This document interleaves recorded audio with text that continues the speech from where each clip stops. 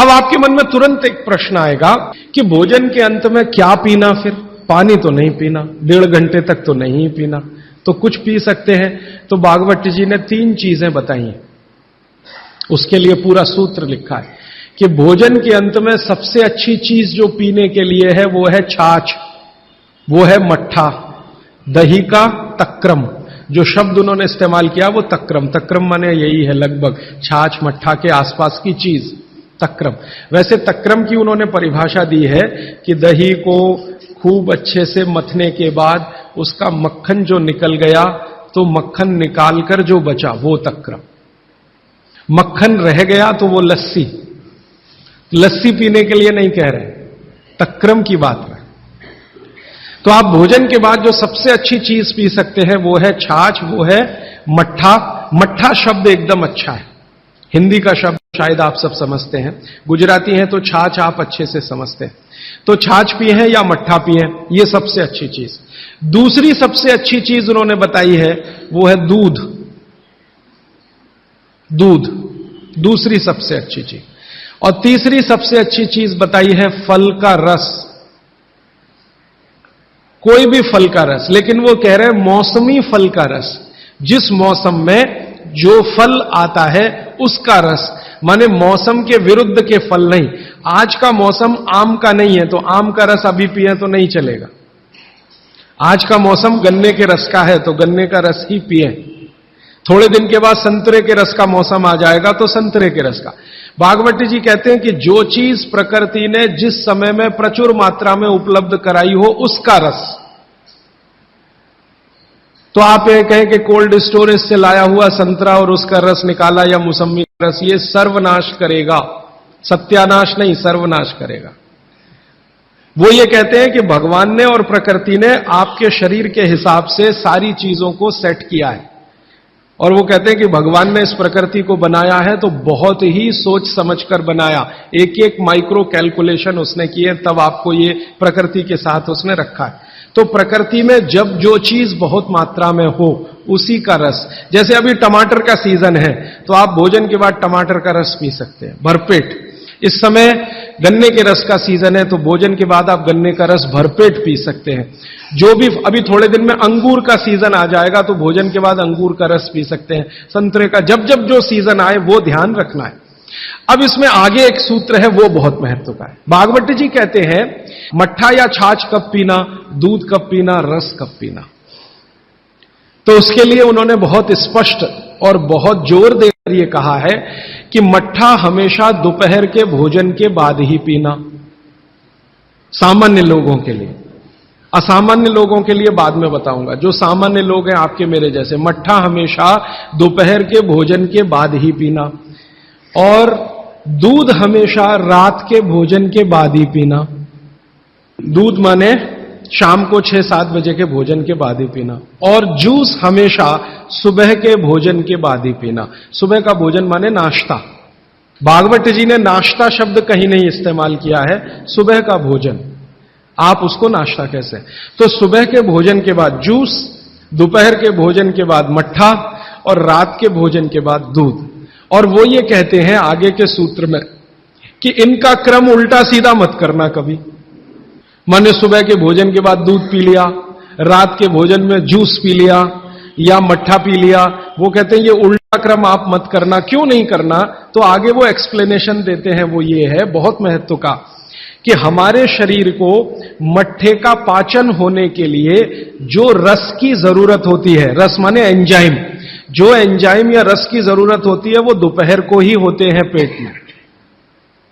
इसी तरह हमारे शरीर में दूध का पाचन होने के लिए जो रस की जरूरत पड़ती है या एंजाइम की जरूरत पड़ती है वो सूर्यास्त के बाद ही होते हैं, या सूर्यास्त के समय ही उनकी उत्पत्ति शुरू होती है।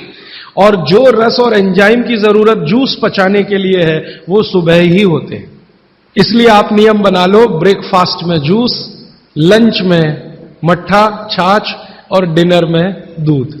बच्चों को भी यही नियम, बड़ों को भी यही नियम। अब आप कहेंगे हमारे बच्चे तो स्कूल जाते हैं दूध पीकर जाते हैं, तो बदल दो, जूस पीकर भेजो या पिलाकर भेजो। और आप कहेंगे जी पिएंगे नहीं, आप जैसी आदत डालेंगे बच्चे वैसे ही होने वाले हैं, क्योंकि बच्चे अपने से कुछ नहीं सीखते, वो आपका सिखाया हुआ है सारा कुछ। तो अब तक आपने बच्चों को दूध पीने की आदत डाली है, आज से माफी मांग लो कि गलती हो गई हमसे, अब हम आपको चाहते हैं कि आप जूस पी के जाओ। क्यों जाओ? तो उनको ये बात समझाओ, शायद समझ जाए, वो भी समझ जाएंगे तो उनकी भी जिंदगी में ये परमानेंट हो जाएगा।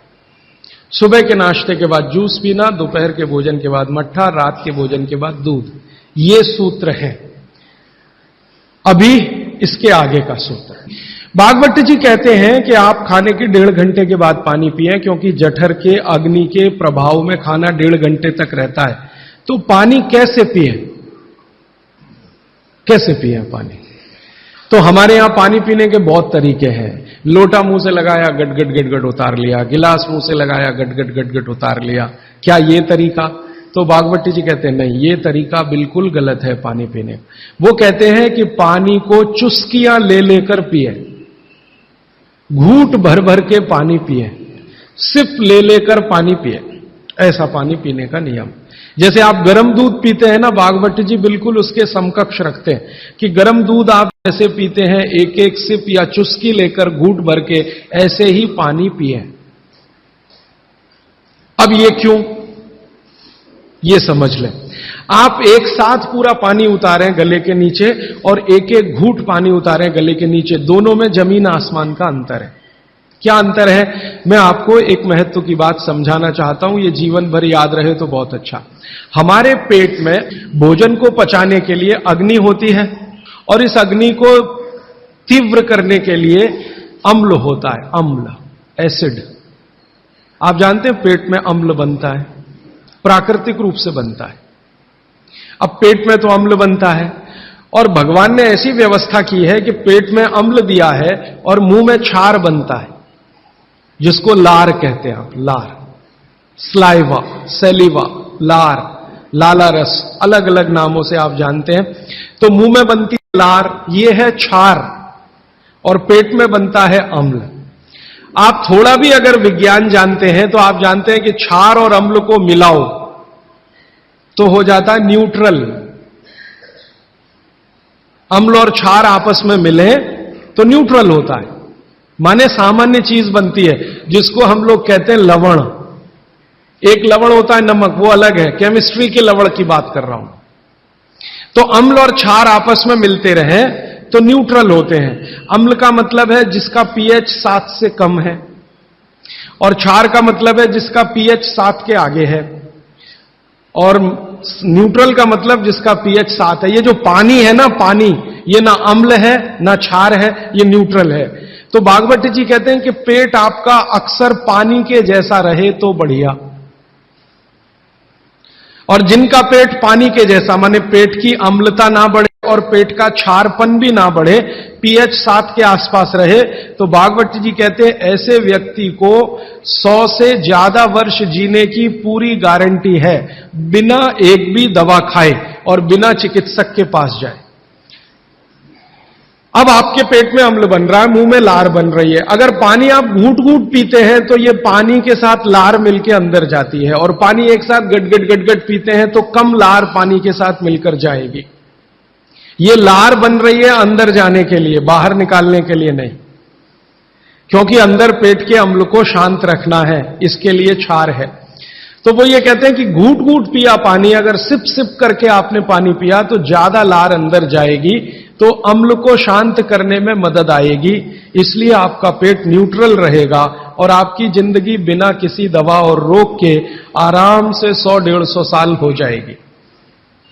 इसलिए पानी घूट घूट भर के पिए, और एक साथ गटगट पानी पिएंगे तो लार पानी के साथ मिल नहीं पाएगी, तो अंतिम रूप में जब वो पहुंचेगा पानी तो खाली पानी होगा, और वो उतना न्यूट्रलाइज नहीं कर पाएगा, पेट को उस तरह से सामान्य अवस्था में नहीं ला पाएगा। हालांकि पानी भी अम्ल को कम करता है, क्योंकि अम्ल में पानी मिलाओ तो अम्ल की ताकत कम होती जाती है, तो पानी कम तो करेगा, लेकिन लार के साथ जो पानी कम करेगा वो बिल्कुल अद्भुत होगा। भागवत जी आगे कहते हैं, बहुत ही महत्व की बात है ये सब आपके लिए। वो ये कहते हैं कि जो व्यक्ति सिप सिप करके पानी पिए, वो देखें जानवर कैसे पीते हैं। चिड़िया कैसे पानी पीती है? चिड़िया एक ड्रॉप उठाती है, आप ध्यान देना, चिड़िया एक ड्रॉप उठाएगी, फिर उसको ऐसे ऐसे मुंह में चलाएगी, फिर पिएगी, फिर दूसरी ड्रॉप उठाएगी, फिर ऐसे ऐसे चलाएगी, फिर पिएगी।